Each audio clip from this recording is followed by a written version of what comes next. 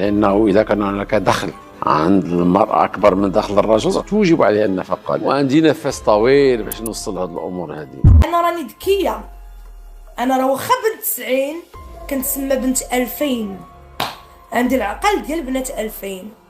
انا راه من البارح وجات امي تقول لي نشري لك الدار نشري لك الدار والعيالات دوك الشارفات دوك المترمات جالسين عليا يا اشري الدار شري الدار شري الدار وهي مشري الدار لولادك وهي ياك حبيبه ونوضوا والعيالات ونوضوا راه غتوليو تخلصوا النفقه للراجل ونوضوا على سلامتك ونوضوا راه غتوليو تخلصوا النفقه على الراجل. يلا اللي عنده شي سدادر تبيعهم وسيري قادي الترمه يلا وقادي الفورمه وسيري قادي صحتك وشربي الدواء. انا بعدا من هذا المنبر غنصيفط رساله للسي وهبي. شتي الا ما كانش الراجل كيحمل وتيهز رجلو انا اللي نكويه وانا اللي نحملو والله لا عطيتو النفقه. سمعتيني؟ انا راه تنخاف من الله. انا عارفك انت باغي تقلب شرع الله باغي دير القانون واخا الله قال واجب على الزوج هو اللي ينفق، ولكن انت تحديتي الله وقلتي ان المراه خصها تنفق على ولادها. الشيء اللي ما كانش الراجل تيحمل والله ما نخلص عليه النفقه. ونزيدك السوهبي حيت انا غير كنسمع الناس اش كيقولوا تنخرج، انا كاع ما سمعتك كنتفرج فيك. شوف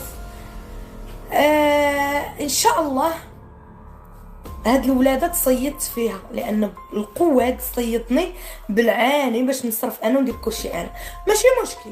هاد الولاده انا غادي نهزها وغادي نولد وفي نفس الوقت غندير عمليه تجميل وفي نفس الوقت الفلوس غادي نختارهم على راسي. غنقاد شي فورمه واعره وغنصايب سناني وديك الساعه غنوليو مزلوطين انا وياه. فهمتي؟ غيقولوا لك خلصي النفقه نقول لهم نتوما اش كديروا نتوما كتعرفوا تخرجوا غير بالقوانين تخلصوا نتوما. ايوا صافي غنرجع للور. وانا كنقولها ونعاودها الا ما كانش الراجل تيحمل تيتشرك تيدوز للسبيطار ويحلوا ليه كرش ويجبدوا ليه بنادم والله ما نخلص عليه النفقه. ولا ما كانش الراجل تيهز رجلو انا نخشي فيه ونخوي فيه والله ما نعطيه النفقه. احنا عارفين ولينا في واحد الدوله راه حسبي الله ونعم الوكيل. حسبي الله ونعم الوكيل.